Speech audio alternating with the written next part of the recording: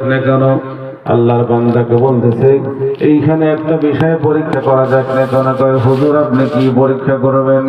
আল্লাহর ওলি হাসান বসরি রাহমাতুল্লাহ আলাইহি বললেন তুমি 55 বছর আগুন খুঁজলা, দেখা যাক তুমি আগুনের মধ্যে হাত, আমিও হাত দেব, যদি তাহলে বল মনে করবে ইসলাম ধর্ম হলো মিথ্যা, আর যদি আগুনে না পড়ে তাহলে মনে করবে ইসলাম ধর্ম হলো সত্য, আর তোমার হাত যদি আগুনে পড়ে মনে করবে তোমার ধর্ম হলো মিথ্যা, অগ্নি পূজা করা সম্পূর্ণ হারাম বা শিরকি।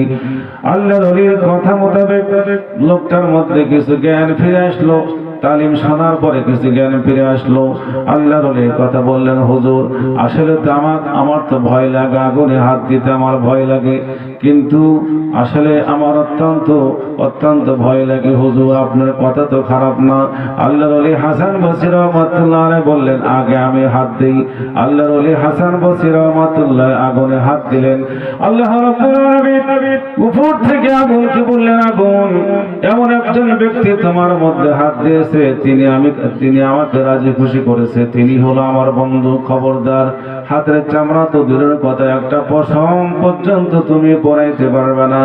আবার হাসান বসরির হাতের কাছে আমি আল্লাহ তোমাকে পানি বানাই দিলাম। জোরে বলেন সুবহানাল্লাহ।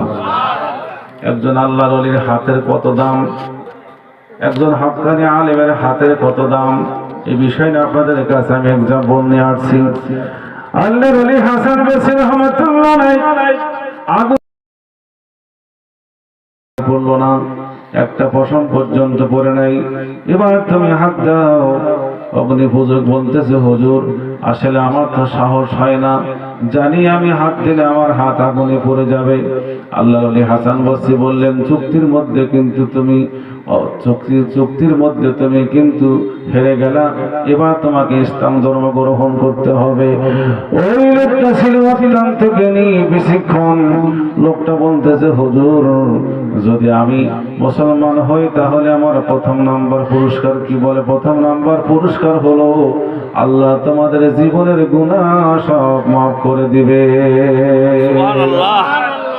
কালেমার এত দাম, যদি ঈমান ইখলাসের সাথে জন কাফের বেঈমান যদি পড়ে তেলাওয়াত করে মুসলমান হওয়ার উদ্দেশ্যে, পড়া শেষ না হতে ওর জীবনের সমস্ত গুনাহ খাতা মাফ হয়ে যাবে। জোরে বলেন সুবহানাল্লাহ। একটু দরুদ শরীফ পড়ে আল্লাহুম্মা সাল্লি আলা